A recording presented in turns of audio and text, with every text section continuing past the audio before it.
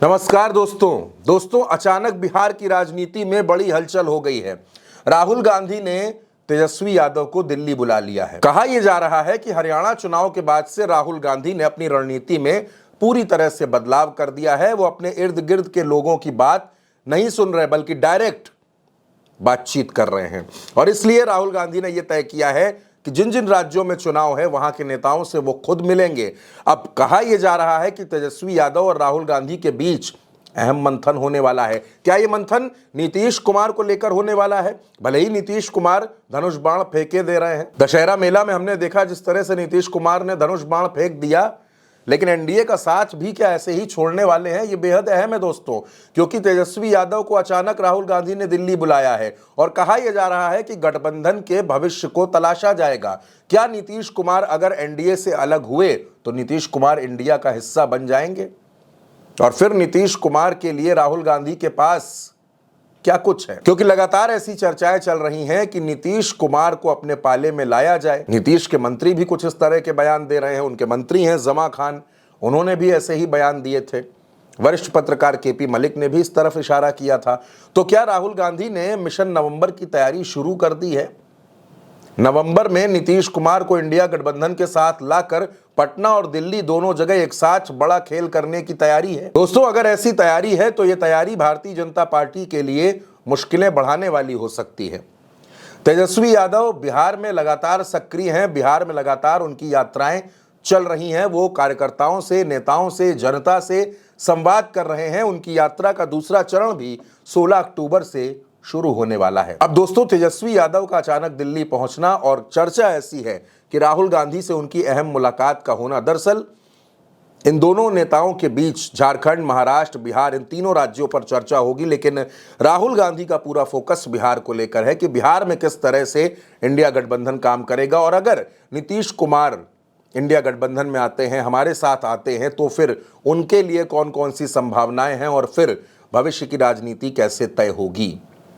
क्योंकि दोस्तों, इधर बीते कई दिनों से नीतीश कुमार बिल्कुल चुप हैं, बिल्कुल शांत हैं, कुछ नहीं बोल रहे हैं। और भारतीय राजनीति में, खास तौर पर बिहार की राजनीति में घटनाएं ये बताती हैं कि नीतीश कुमार जब जब चुप होते हैं उसके बाद कुछ ऐसा कर देते हैं जिससे सियासी हंगामा मच जाता है। अब लालू प्रसाद भी राजनीति के मंझे हुए खिलाड़ी हैं और लालू प्रसाद के बेटे हैं तेजस्वी यादव। तेजस्वी यादव 2 बार बिहार में डिप्टी सीएम बने, लेकिन मुख्यमंत्री बनने का सपना, मुख्यमंत्री बनने की ख्वाहिश अधूरी है। ऐसे में राहुल गांधी ने बिहार में एक नए तरीके से माहौल बनाने की कोशिश शुरू कर दी है। हरियाणा चुनाव परिणाम आने के बाद से जिस तरह से कांग्रेस पर हमला बोला गया, कांग्रेस के जो तमाम नेता हैं उनको लेकर अलग अलग तरह के आकलन हुए, वो राहुल गांधी की भी जानकारी में है, राहुल गांधी को भी पता है और इसीलिए राहुल गांधी अब नए सिरे से कांग्रेस को मजबूत करना चाहते हैं। राहुल गांधी नए सिरे से इंडिया गठबंधन को मजबूत करना चाहते हैं, क्योंकि राहुल जानते हैं कि आने वाले वक्त में महाराष्ट्र, झारखंड, दिल्ली, बिहार, इन बड़े महत्वपूर्ण राज्यों का चुनाव होना है और अगर इन राज्यों के चुनाव में भारतीय जनता पार्टी को हराना है तो उसके लिए पुरानी रणनीति से काम नहीं चलेगा। सहयोगियों की बात को तवज्जो देनी पड़ेगी, सहयोगियों की बात को सुनना पड़ेगा, चाहे बिहार में तेजस्वी हो, झारखंड में हेमंत सोरेन हो, दिल्ली में केजरीवाल हो या फिर महाराष्ट्र में उद्धव और शरद हो।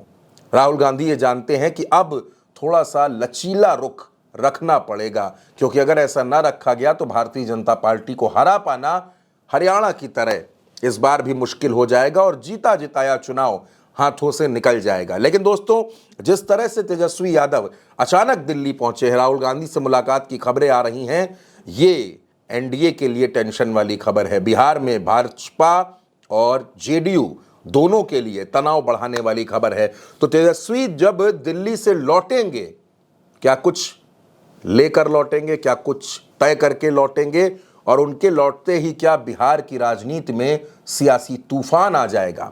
इस तूफान का इंतजार कीजिए दोस्तों, क्योंकि यह मुलाकात बेहद अहम है। दोस्तों, इस खबर पर आपकी जो भी राय हो, अपनी राय हमें कमेंट बॉक्स में जरूर दीजिएगा और उल्टा चश्मा यूसी को सब्सक्राइब जरूर करिएगा।